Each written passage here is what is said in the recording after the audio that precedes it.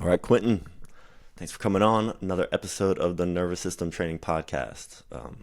Last time was a little more entertaining, so if you guys go back one episode, we watched a lot of Instagram, and honestly, I really liked some of that conversation. But today, we're going to focus a little more on the value, so a little less entertainment, a little more information for you exercise nuts out there. But yeah, everyone, thanks for commenting, subscribing. We're appreciating the feedback we're getting back, and some people have been sending us videos of the questions we have. So it's very helpful. We appreciate the help on breaking ground on these topics we're getting into. But let's start today. I wanted to address specifically progressive overload, since it's with the nervous system training, there's a lot of quantitative elements, like reps, time, that type of stuff. But there's also a lot of qualitative elements, like how much balance is used, how much coordination is required to complete the exercise. So like with the strength training program, you overload weight and reps, but with nervous system training, it's a little more nuanced than that. So I wanted to dive into that and get your take on how you think about progressive overload in the context of nervous system training. Okay. So the question is how do we implement progressive overloading with the nervous system training, correct? Correct. Okay, so the idea of progressive overload is you want to steadily increase the load that the athlete has to create force through, depending on where they at with the force velocity curve. Now, go ahead, pause this real quick. Now, when you see in the background, you'll see this is Gavin McMillan at Sports Science Lab, where he's doing a certain kind of isometric, a pressured isometric. Now, when it comes to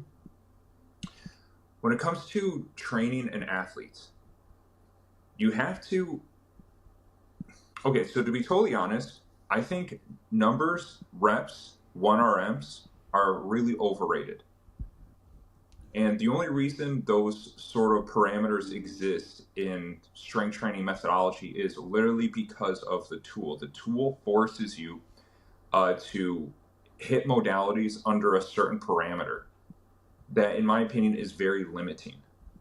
So let's say we take an example of progressive overload, like with a strength and conditioning program that's using barbells, right? Where we steadily, every once in a while, we're going to want to say, if they're doing something at, below 1RM, like below 1 rep max, every couple of weeks, you want to log what the load was. Did they effectively do the amount of reps? And then you steadily increase the load, and that goes for every single movement on the force velocity curve, from, the speed, strength, speed, maximum strength, absolute strength, like all the way up. So you want to progressively make it heavier and heavier and heavier to force more adaptation. Now, the reason you have to do it that way is because when you're using a barbell that's balanced on the athlete, there's a lot of risks that come with that. Because if the load is too heavy, the athlete's going to collapse, right? And you got to re-rack the weight, or you need a spotter. There's all these variables you have to worry about. It could be a lot of weight, like on their back. Maybe they don't have the strength or the upper trap development. Like the bar, the tool can literally hinder the athlete from pushing more strength just by the nature of how they have to do it. And you really have to do these lifts in positions that don't duplicate sports biomechanics. You're either in like a squat position with feet shoulder width apart, or beyond with their feet out, like a sumo squat or something like that. Now, it's not to say it doesn't have quality. Doing progressive overloading with barbells, will you get stronger, and will that translate into improvements in performance? Yes, 100%. The point that I'm trying to make is that when you have to do your loaded strength training under the parameters of balance, loading, the risk of collapse, the risk of neurological drive being altered because of comfort or technique or imbalances. Let's say if someone's super quad dominant or they lack dorsiflexion, their squat's going to be much more limited. Their range of motion is going to be more limited. Some people have to put weight plates or wedges under their heels or something along those lines. Or maybe their glutes aren't as active. Their lower back really fires up, and you can injure an athlete, or it just really strains the lower back. There's all these different variables you have to worry about when you're using barbells. Like you got Zercher squats, but it's really hard to 1RM a Zercher squat. You got a deadlift, which isn't used that often because the amount of stress it puts on the lumbar spine. So you're kind of left with the front squat and the back squat and maybe the clean and press, or just the clean and squat, right? So you only have like these big 4 lifts you can really work with, and I guess the trap bar is really kind of filling in the gaps. So you can do like a trap bar lift. Now the trap bar, I think, is a very superior tool for progressive overloading because it's, the athlete can take on different foot positions, but you are limited by your grip strength. If your grip strength is really weak, it's going to limit the totality of the amount of load you can actually force your body to push. So you kind of seen how these tools create all these variables that can make an athlete limit itself, limit its progress. You guys kind of following me with this, Jake? Yeah. And you probably experienced it, Jake. Tell me, have you ever experienced any of these variables that I'm talking about, where you're trying to progressively load, but maybe it's hard on your back, the bar's kind of awkward, you don't have a spotter at the trap bar, your grip can't take it? Any of these things ever cross your path? Yeah, all of them. Honestly, that's kind of one of the things that started shifting me away from barbell training. Had pretty traditional strength training in my late teens and early 20s, but kept having back issues, kept just like feeling slow and sluggish when I was trying to play sports. But yeah, it was because of that. I was really maxing out when it almost becomes more dangerous to keep hitting 1 rep maxes, and progressive overloading, it's slow to get there, and to try to get there, to get those numbers up, the level of risk starts to increase because unless you're working with a coach that's really understanding your compensations and your muscle imbalances, the likelihood for a certain muscle group to get overloaded, like the lumbar spine, parts of the glutes, the quads, whatever it is, that's going to really increase. And everyone is different. There's as much as general programming helps, there's a lot of room for error. Someone could have a hamstring that's not working properly, so their upper lumbar, their lower erector spinning really, and QL have to work overtime to help with that hamstring and glute dysfunction.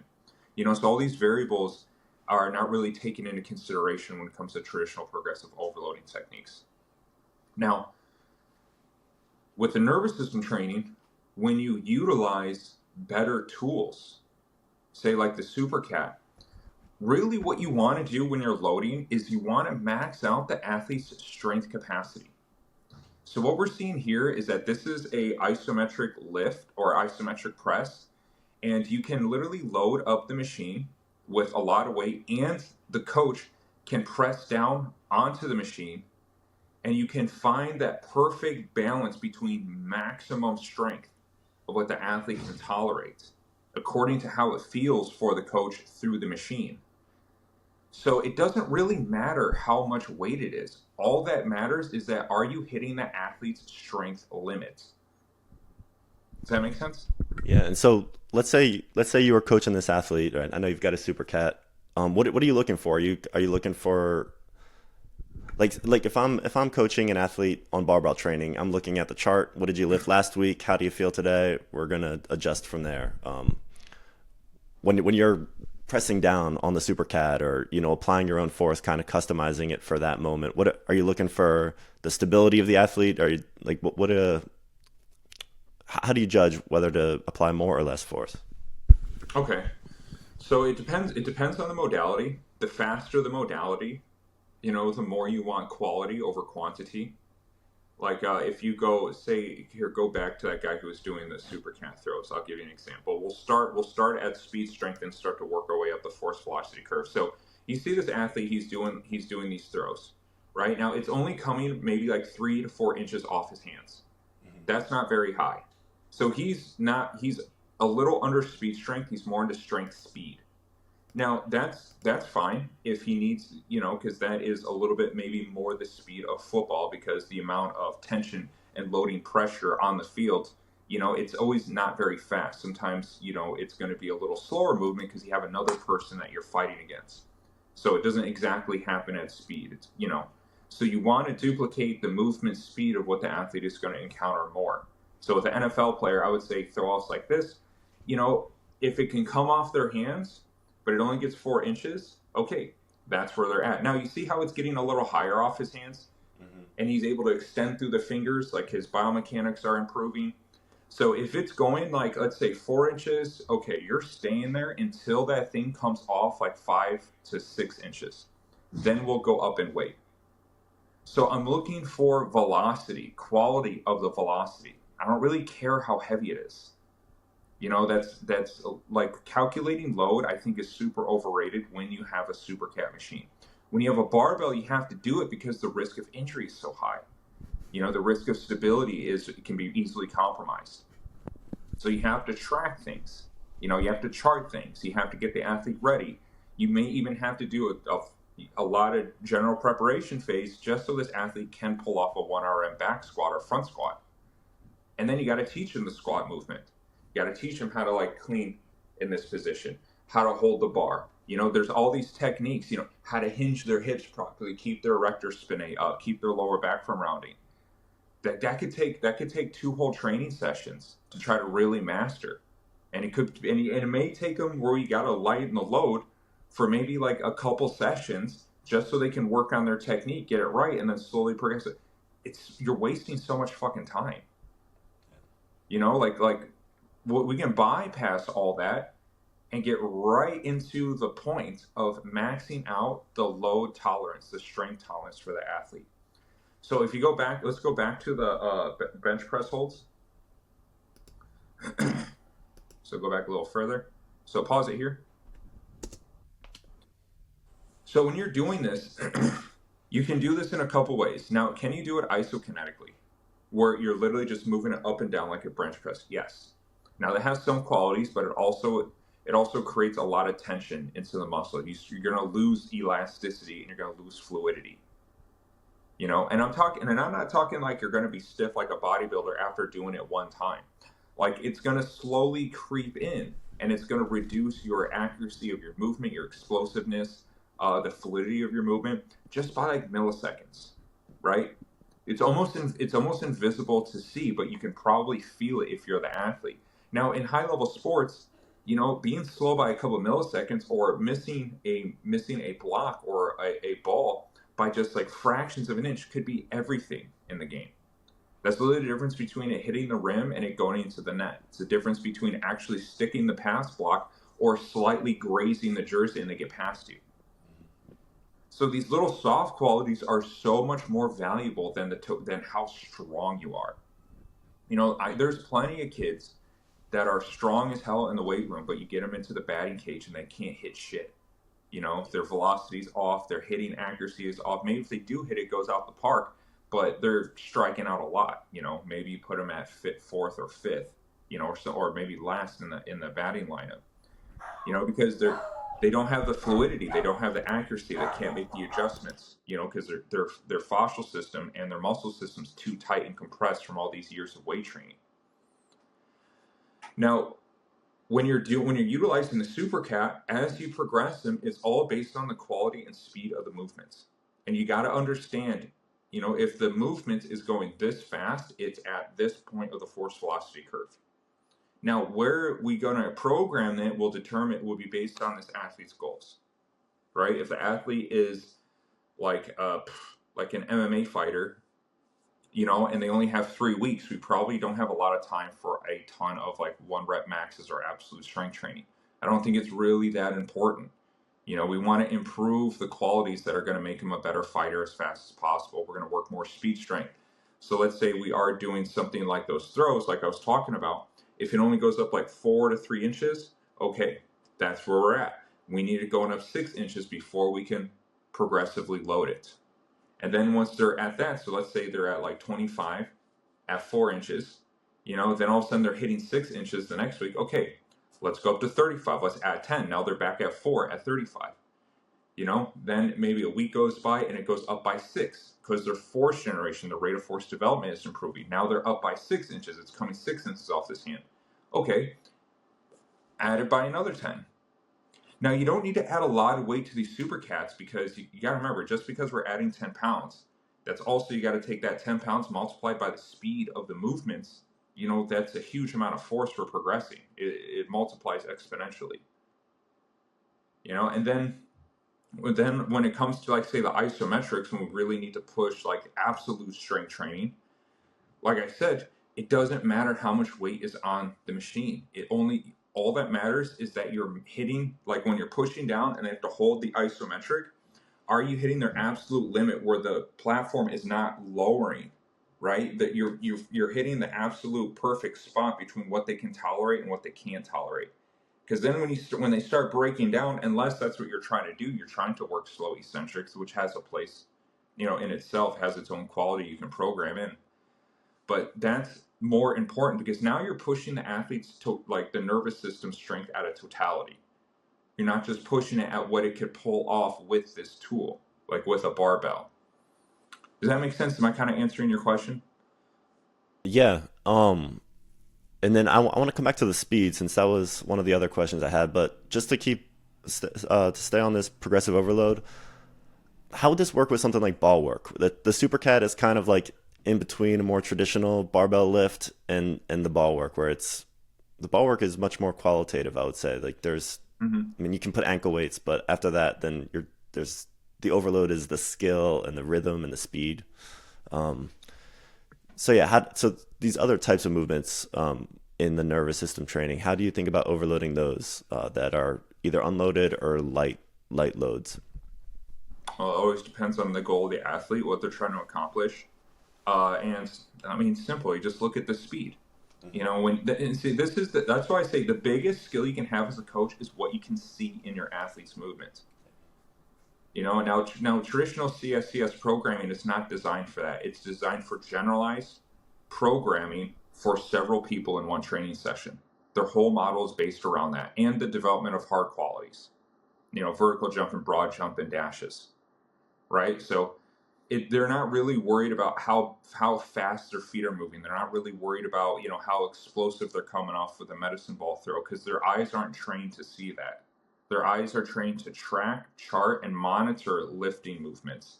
And maybe we'll spring in some accessory work, some secondary muscle work, and some speed and agility work. But that's not the priority. They have it flipped the other way.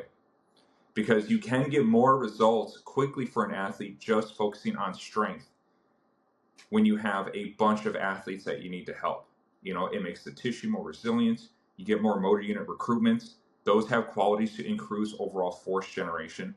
But there's a tipping point. You do that long enough, eventually you're either going to hit breakdown, the muscle is going to become too tight, too hypertrophied, and we're going to lose our soft qualities. But if we're only measuring hard qualities, how fast you can run, how high you can jump, then on paper it looks good, but on the field you're actually doing yourself a disservice. You may be getting worse at your sport, but better in the weight room. So when it comes to, like, the ball work training, this is all about speed and how fast the movement is happening. And you as a coach need to learn to identify that. You need to know what speed strength looks like in reality, what strength speed looks like in reality, what speed or overspeed looks like. If you don't know what they look like, you have no idea what you're looking for, and you have no idea if this needs to be progressed or not.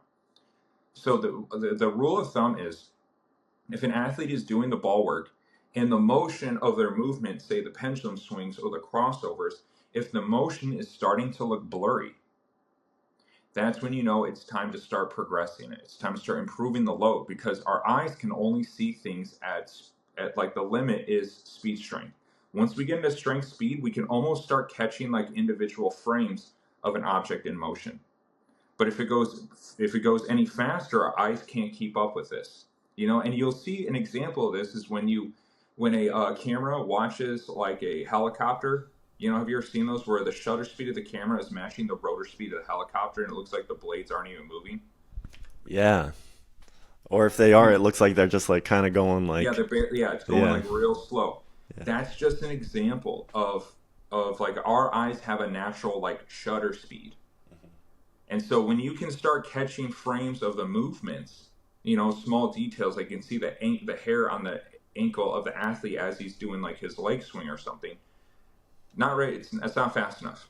We're going to stay at this until it becomes faster, and I'm going to keep pushing and trying to motivate intensity to get that speed up. And it might take a couple of weeks to have a breakthrough. Then all of a sudden I notice the motion is slightly blurry. Okay, let's add a 1 pound ankle weight. Then we start that process all over again. That's looking for the quality of movement. The Russians were really big into speed qualities and strength qualities. Now, most coaches don't understand what that means because those language models aren't written in most strength and conditioning textbooks because they don't need to. That's not their goal. Their goal is hard quality improvements. The Soviets, they wanted soft quality improvements as well. And so they kind of mapped and chart this all out in the book Super Training. Dr. Yuri Fascial, he mapped out all of how the flexibility qualities, the mobility qualities relate with correlation to speed qualities. He has this whole web diagram that grabs it all together and shows how each one feed into each other. So it creates a feedback loop. So the flexibility improves the strength. The strength can also hinder mobility. So he had the whole thing mapped out, but it's very complex, and you can't really put that kind of detail if you're a strength coach and you have, like I said, 30 athletes and maybe you only have 2 coaches. You can't worry about those, And if you hurt an athlete in the weight room, it's like we kind of chalk it up as just normal, like, oh shit, it happens. Sorry, you gotta go see the trainer now. Yeah. Interesting. Okay, and so similar question. It's kind of on the qualitative side of things. But yeah, within the nervous system training, there's a lot of different speeds. Like we're seeing with the super cat here. This is a fast speed exercise, where he's throwing it. Like you mentioned, there's some isometrics throughout the system. There's the balance pipes, which is it's slower. I mean, I've seen Brian McKinney's page. He's got some of his athletes doing fast balance pipes, but it's hard. Like just getting started on this is pretty difficult. But my question is, how do you think about balancing these types of things? Since like game speed is going to be fast, right, for the most part. So I understand the specificity of training speed, and I feel the benefit of training slow on the balance pipes and stuff like that. But I guess I'm a little confused about how do you think about balancing it through a longer training program? So your question is, how do you know when you should implement more speed into soft quality movements like balance training, proprioceptive training? Is that kind of what you're getting at? Yeah, exactly. Or the other way. If like honestly, I would say I'm more the other way. I love the balance stuff. The speed and the speed strength stuff is what I kind of have to force myself to do. But just in general, like let's start with a MMA fighter. What's like a rough breakdown of how you would implement speed training, stability training, and how would that all fit into the program together? Well, it depends on what that athlete needs. Like if it's an MMA fighter, and how do I determine speed training, strength training, plyometrics, like how all that gets programmed? Yeah, yeah. Like Okay, the well, relative quantity. okay, let me ask you this. How many hours do I have with this athlete a week? Let's go 3 2-hour sessions. 3 2-hour sessions, so I get 6 hours a week with them. Okay, so we can do some damage. So what we would do is athletic assessment, figure out where his deficiencies are, get some hard quality readings too. We do want to know what vertical broad jumps are, lateral broad jumps, maybe a 100-yard dash, just to get an idea, and also get a look at his biomechanics. When does he fight? How much time do I have? Let's say 12 weeks out, beginning of a training camp. 12 weeks out. Okay, we got a lot of time. So, you kind of want to do, now I don't know what exactly this is called. I learned this from Nick Kirsten and the Soviet training manuals, where we start with the most amount of general preparation strength at the bottom, and it kind of works like a pyramid, where it's really heavy, developing strength, tissue resiliency, motor fiber recruitment, and neuromuscular efficiency at the bottom of the pyramid. And as they get closer to the fight, you want to start speeding things up. So it's a little slower, more isometric, a lot of ball work training, rebalancing out the neuromuscular efficiency of the body, the fascial layers, improve quality of movement, fixing the feet. So we're creating a foundation of strength qualities and abilities for the athlete at the bottom of the pyramid. Then as we get closer, when we go into the middle of the pyramid, now we're doing things at a more plyometric level, where we're really hitting the speed, we're really hitting, we're trying to add speed qualities to the balance if they can do it. Because not everyone can do it. Not everyone has that type of proprioceptive skill. So it's a progression. Now, does it make a huge difference if they never meet like a balance pipe speed that's really fast before their fight? It helps, but if they can't make it there, it is what it is. You get what you get. But in the middle of the pyramid, we're doing more things at speed strength and strength speed. We're trying to become faster, more explosive, more speed and agility, ball work intensity, more complexity with the balance training, the coordination, hand-eye coordination with the balance drills. We'll still keep like maybe one day a week. I'll still keep in some strength training, or I'll mix in strength training like within the session. But it also depends on what the athlete needs. Like this is the thing, you guys got to start thinking about, what does my athlete need? Like if my athlete's already strong as hell, like if I have Uriah Hall, he's already probably super freaking strong, but his cardio might suck. He fades second, third round. He falls apart. Maybe there's something really weak with his feet. Maybe one of his hamstrings aren't working. So I'm going to push more strength training, progressive overloading towards those weaknesses to kind of close that gap as much as possible. And we may not work that much speed. He's already fast as fuck. We're going to spend a lot of time on his cardio development. Like there is no one way that it works for everyone. You always have to customize things. So a lot of people get stumped. Well, like, how do we progressive overload? What would you do with it?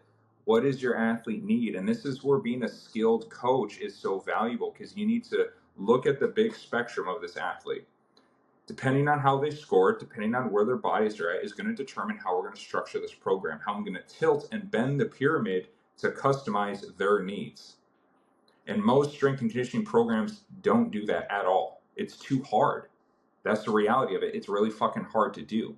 It takes a lot of years of skill and experience to understand where I can fill in these gaps. Like when Nick Kirsten was working with Joe Schilling, his number one thing was discipline, consistency, and cardiovascular development. Not so much strength. He was already strong as fuck. He's already knocking guys out with one punch. So a lot of his training camp was trying to keep him consistent, a lot of circuit training, a lot of work on the row machine, getting his plyometric efficiency up, getting his strength endurance up too, because his gas tank tends to fail him in later rounds. He starts losing power. And there's ways you can test for this. So depending on the scores of the tests will determine how I'm going to build out the athlete's program. Now, let's say they get on the balance pipes and they're already really quick. It comes natural to them. Their feet are already strong.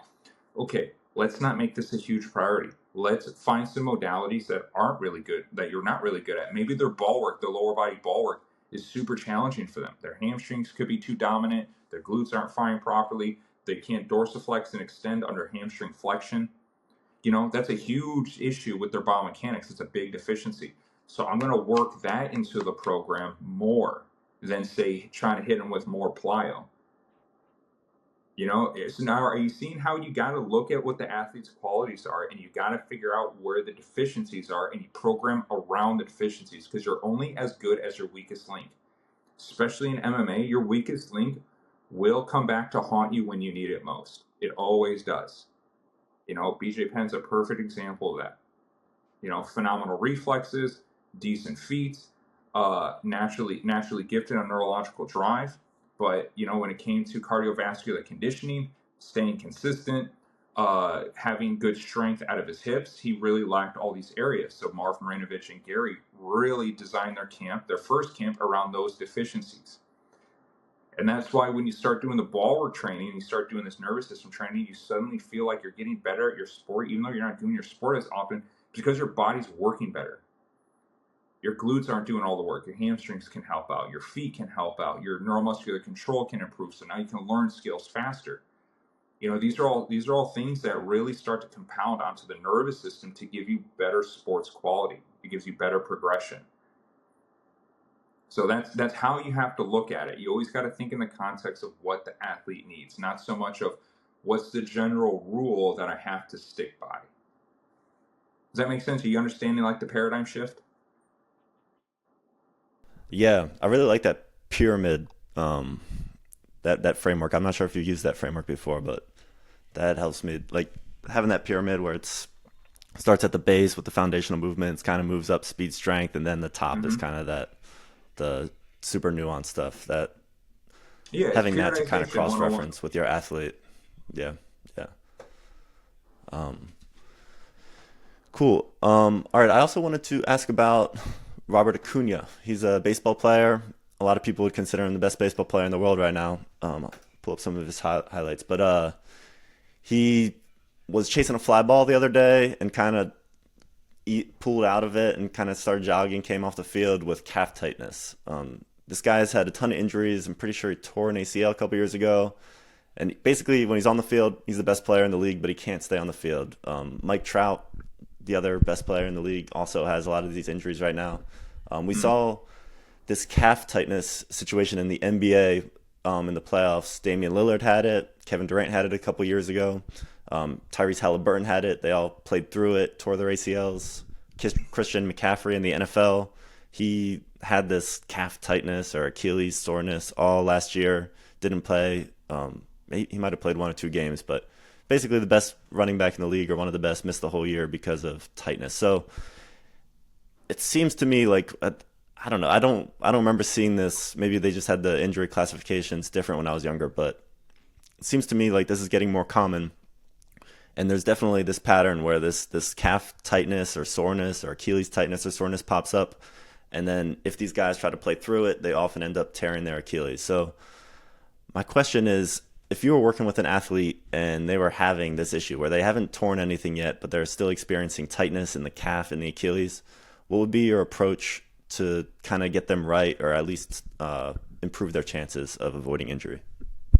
Run an athletic assessment on them. I want to see what's going on with their feet. I'm willing to bet a lot of money that if your calf is feeling tight, it's something about your feet is not working good. Your calves are taking on too much kinetic energy.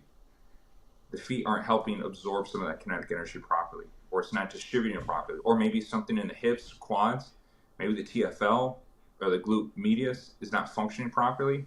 So the fascial system is not going to encourage kinetic energy to flow through these other muscle groups. It's going to keep it on pathways that are already established, and so that I'd run the athletic assessment. Where's the weakness? Where's the dysfunction?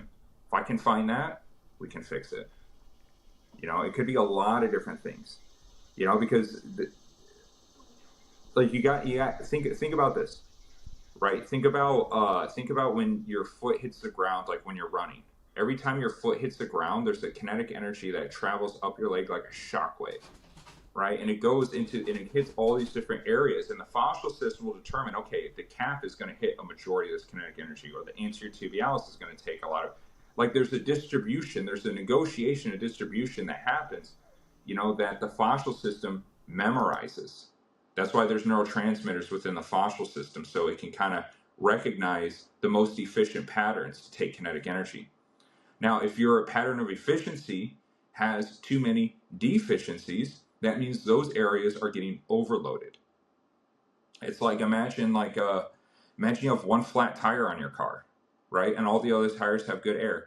That means that shock absorber on that car is working overtime, and the axle might be working overtime, but the rest of the car is working fine. And you'd be like, why do I keep replacing the shock? Like the shock's always making noise. Like I don't understand. Well, fix your fucking tire. Like so that's what I would do. I would run them, figure out where his imbalances are, figure out where his weaknesses are, and then start fixing those immediately. A lot of the times, it's usually the foot, because everyone has fucked up feet, especially at this level. They've been wearing shoes and pushing hard force through these weird shoes for decades. So a lot of them have a lot of foot dysfunction. But yeah, you do that, you should be able to solve it relatively quickly and easily. But there's not a lot of protocols and abilities for people to do that. Actually, I think I've seen this guy. Isn't this guy like super hyper athletic? He had like blonde dreadlocks for a long time. He never had dreadlocks. He is Okay, super maybe I'm thinking athletic. of someone I think else. you might be thinking of Fernando Tatis. Yeah, I It's think it was Tatis. Yeah, he was a crazy, insane athlete. yeah, he's fun to watch. Yeah. But yeah, so okay, so when I was working with an NFL player, you know, he we on our last call, he was telling me, he's like, man, I didn't realize how much I'm a master compensator. You know, like I'm just compensating so much, like I'm all calf and quads. Like his hamstrings were so sore just doing the lower body ball work training. And now that he's done that, where his hamstrings are more online, he's got more neuromuscular control, and also he had a scapula issue. Like his scap was not working good. It was kind of slipping out. And so just doing the ball work, doing like reverse flies, you know, different doing eccentric loading movements, rehydrating the fascial system, getting the neurological signals back online. All of a sudden, his bench press is increasing. His pull ups, he usually could do 3. After about, it's been like 3 weeks of ball work, now he can do 7 to 10 at 300 pounds just by fixing some of these areas.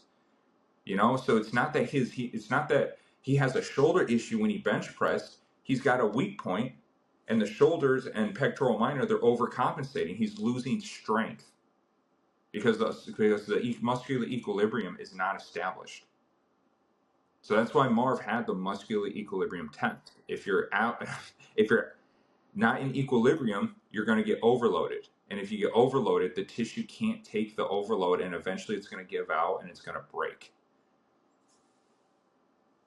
Interesting. It's a shame seeing all these guys go down. It's for what you're calling them the master compensators. It's they're so powerful. They're so strong. They're so athletic that it's even just a little bit off. If their movement patterns are a little bit off, there's so much force that's accumulating in these joints. Mm-hmm. Yeah, and Marv has a very interesting statement that these athletes are the best not because of their training, but in spite of their training. Yeah. You know, so if you look at all these guys that don't have great programs, like everyone thinks that the MLB has the best programs in the world. No, I worked with man, I don't want to name names, but let's just say there's some MLB teams that have no problem just going through pitchers, and they're all on the same training program. How many pitchers? Let's say the Dodgers, for example. How many pitchers do you think the Dodgers has per year? I mean, they've got 13 active pitchers on their roster at any given time, and I would imagine they go through 20 to 30 a year. Like I imagine Okay, 20 to 30 I'm gonna make I'm an gonna say appearance. it. I'm gonna say it. I heard this from an athlete. The athlete would be nameless, but I heard this from a pitcher who was playing for the Dodgers, that they had the same strength program for all 13 pitchers. That's crazy. The Major League the Baseball. that's nuts. The Major Dodgers League have Baseball. like probably $1.4 billion worth of pitchers under contract right now. It's amazing that the they've got that much invested and that little attention to detail. So if this is happening in Major League Baseball, like look at these, the guys literally are running with diamond chains. Like, so he was complaining. He's like, listen, I don't like these workouts. Like, it's not feeling right for my arm. You know what the coaches told him? Like, listen, we know what we're doing. Either do it or get the fuck off the team. There's also a level of arrogance that comes with being a strength coach or being a performance coach at high levels, because they're naturally very competitive people. And there's phases of maturity that coaches go through. Now, there's this phase of maturity that coaches sometimes get stuck in, that I got stuck in for a long time, where you think you fucking are the shit. You know what you're doing. You're gonna stand on this hill. You're gonna die on this hill. And working with athletes can get annoying. It can. And Jake, I know in the back of your mind you experience elements of this where you've worked with a couple athletes, and sometimes you're like, can you show up fucking on time? Can you just do what I ask you to do? Can you not try to control the training session? Can you shut up when I'm talking? Because these athletes have huge egos. They're hyper competitive people. And the higher you go with the athlete, you know, they start getting into college, right? You get into D2, D1 college, everything is taken care of for them. Everything. You show up, your clothes are folded and washed for you. The weight room is ready for you to go. Your meals are prepared for you. Like, they try to make your life as easy as possible.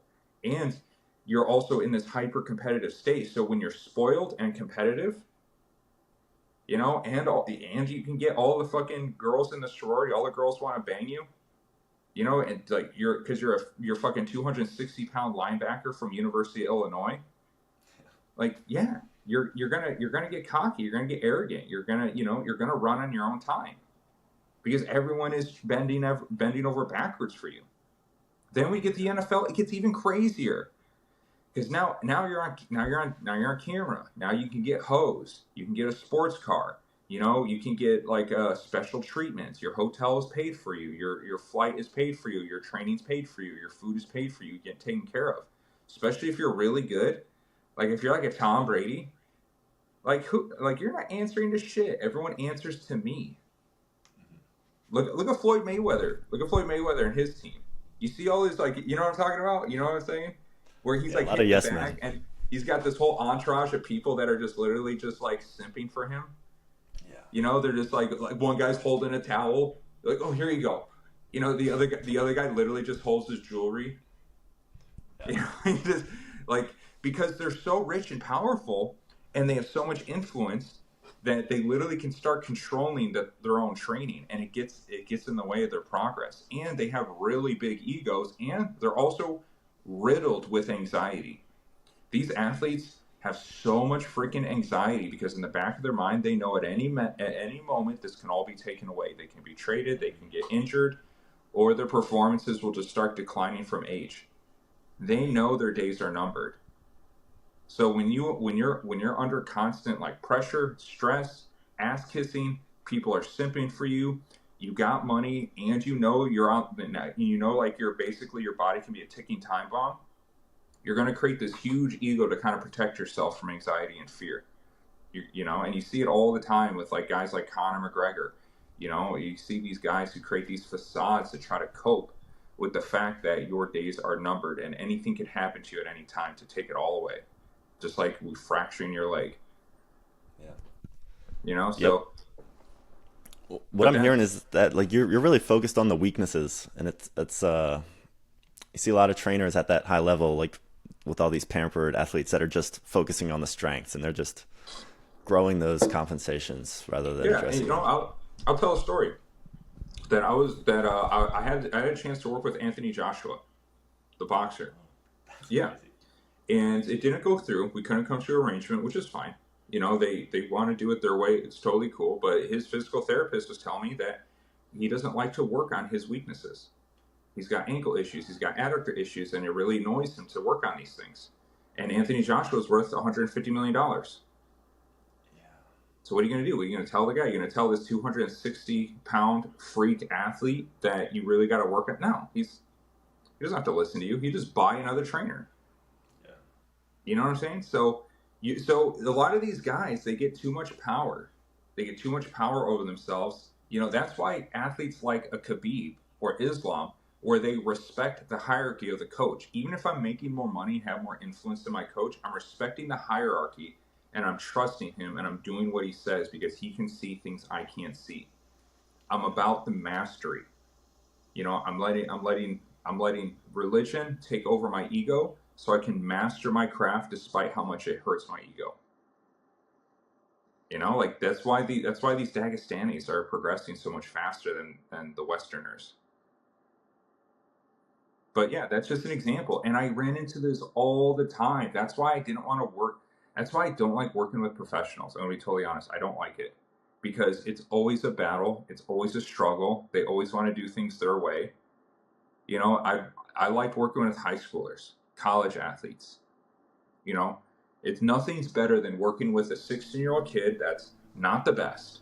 Maybe he's pretty average. And, you know, his parents get him into the training, start running the athletic assessment on him. You start figuring out, okay, like we have all these issues, man. This is what we're going to work on. They start doing the balance work. They start doing the ball work. And every time they come in, it's like, dude, I'm PRing. Dude, I got my first home run. It's like I'm striking kids out now. It's like I'm in second heat. I was always in sixth heat. Now I'm in the second heat of the 100-meter dash. And they're feeling better. You guys are progressing. You're changing lives. That's the shit. That's the best fucking part of the job. Yeah. But it does that those moments don't exist as much the higher you go up the echelon of athletes. Hmm.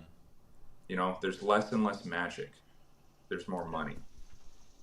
So it's a Yeah. trade. That's why I don't. That's why a lot of sports performance coaches get burnt out. The athletes burn them out. Hmm. You know, and a lot of athletes are cheap. A lot of these professional athletes are cheap. It's a straight fact. And most coaches won't talk about this, but that's why I train old guys. I don't like always fucking with professionals. That's why I train the old guys, because they already have their wisdom. They can put their egos aside. Their glory days are behind them. They need the help. You know, like, then they're cooperative. We make a ton of progress. I found new magic in that. You know, and if you ask any sports performance coach that's worth his salt, that's been in the game for over 4 years, they will tell you working with super high level professional athletes is a freaking headache. It just is. It's a headache, Hmm. you know, and a lot of them get burnt out and they either shut down the business, they do something else, or, you know, what, they go online, like some trainers like me. Yeah, man, that's an unfortunate reality of the job that a lot of coaches don't like to talk about, because, you know, maybe it's like you're talking negatively about people behind your back, but it's the truth, and, you know, and I think it needs to be brought up more. I've noticed. I mean, I've been talking to people who are interested and doing the nervous system training for a little bit now, and the ones who, to me, it seems like really take to it have some humility. Either they've had some injury that um, they couldn't get rid of, or that threw off their alignment, or they've just kind of gotten older and have started to experience the decline in age. But there's some element of humility that's kind of allowed them to shift their focus from their strengths to their weaknesses. That's a common pattern I've seen. Yeah, because they recognize the system failed them. That's what's going on. Remember the old samurai phrase that I told you? They'll never learn unless it hurts. It's got to hurt. Losses and injuries hurt, and not everyone learns their lesson. You know, some adults don't learn from their mistakes and they repeat them, like John Jones. Just keep repeating the same mistakes forever because he's never injured, because he's never had enough pain. You know, he doesn't experience enough pain, so he keeps stumbling over his own feet. But when it comes to what you're talking about, like, especially coaches that take on the nervous system training, they were looking for a solution because the system failed them. So what a lot of it comes. Brian McKinsey has that story. Nick Kirsten has that story. I have that story, and probably you have that story. The system is failing us. I'm not getting the results that I'm looking for. So I'm looking for different modalities. So I'm looking for different solutions. That's why I call it combat solutions, because people are looking for more solutions. And that's why these other training methodologies pop up, because they're responses. They're places where these systems can fit in. And there's a reason they're becoming so popular.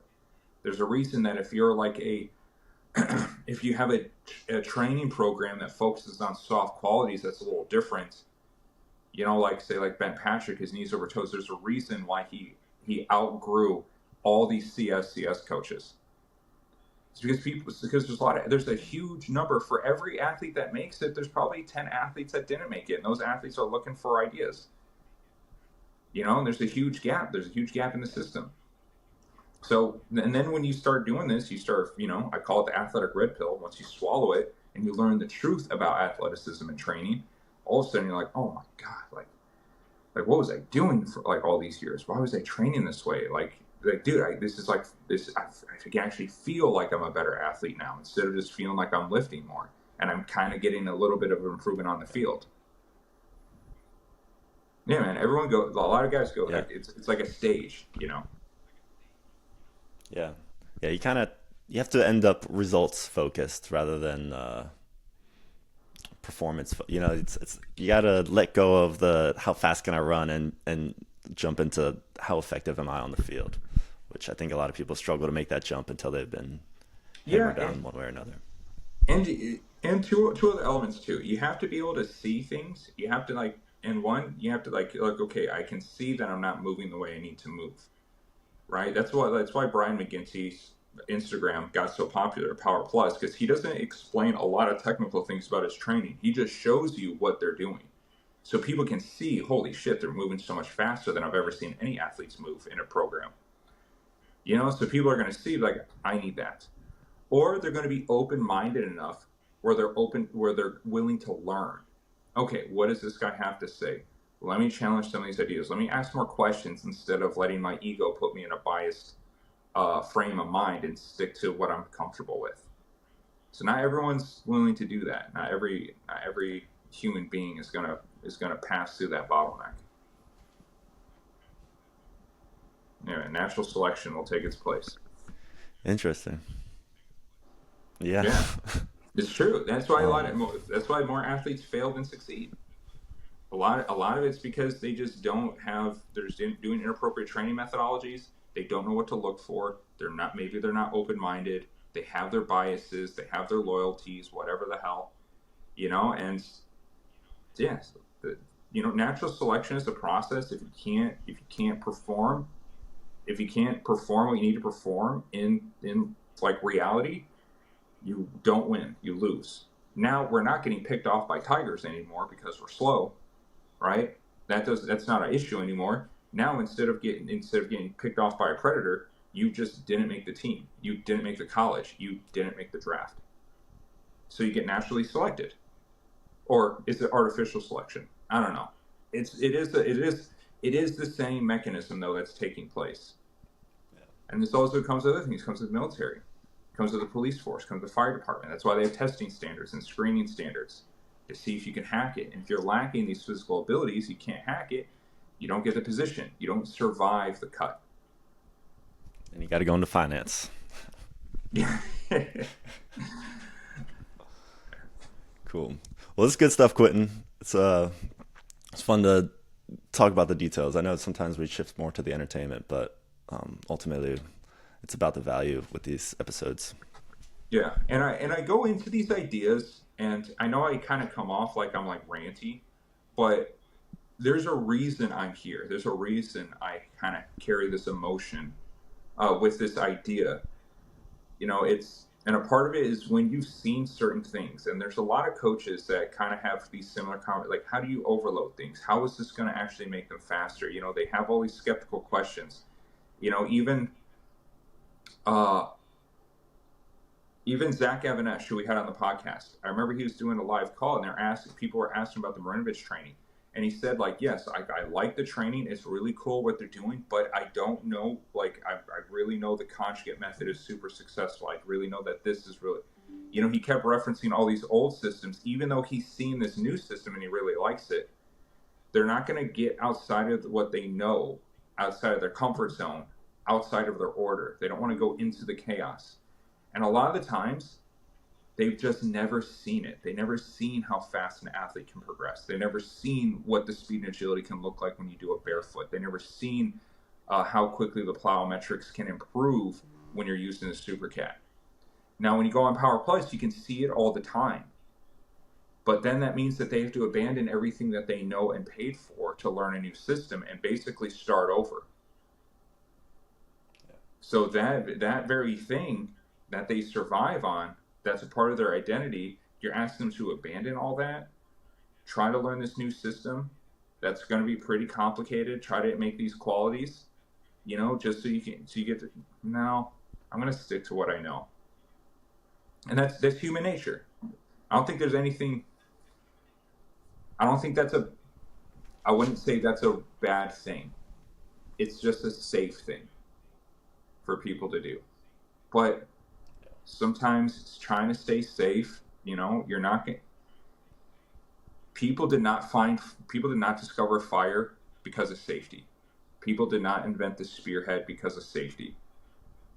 People did not invent clothing or armor because they were in a safe space. They did it because they went out into the realms of chaos and tried something new and risked something to transform, to evolve. Just like the freaking creatures coming out of the water to try to make it on land. Evolution takes risk for a new change. And not everyone is willing to go down that path. So they stick to what they know. They stay in order. They stay in what makes them feel safe. And they don't grow. And that's just the reality of being a human. And that happens in everything. Yeah. I mean, you mentioned how it's really hard to make it as an athlete. It's athletes, entrepreneurs, artists. It's really hard to become successful. Um, you have What to, happens? you have to get out What of, happens to businesses when they don't evolve and learn new things? yeah, the bottom Look line at turns red. Blockbuster, Yeah. right? Look at Redbox. Hmm.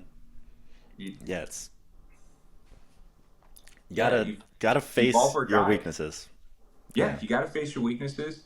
You got to be willing to, and that's why we have all these stories about facing the dragon, overcoming your fear, all of the like the yin and yang, the chaos and order.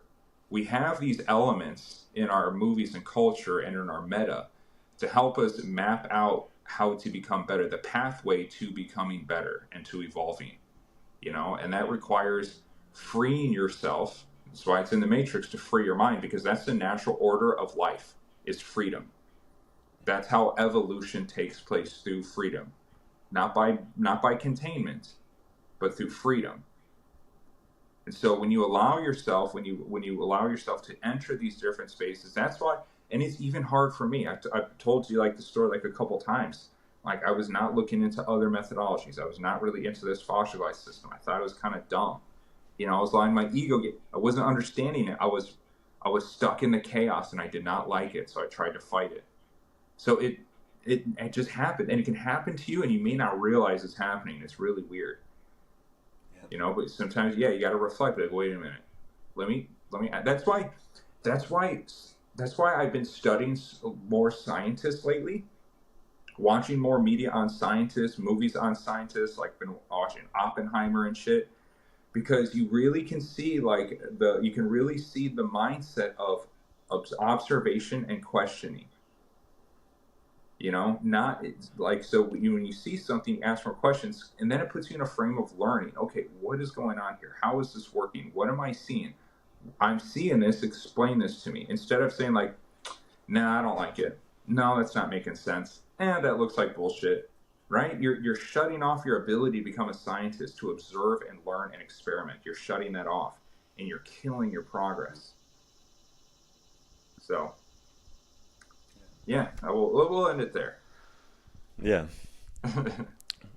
It's a lot of interesting stuff here. And the more we have these conversations, the more seemingly unrelated themes start tying together. I So know. at least from my I end, go the way out discussion is there. pretty interesting.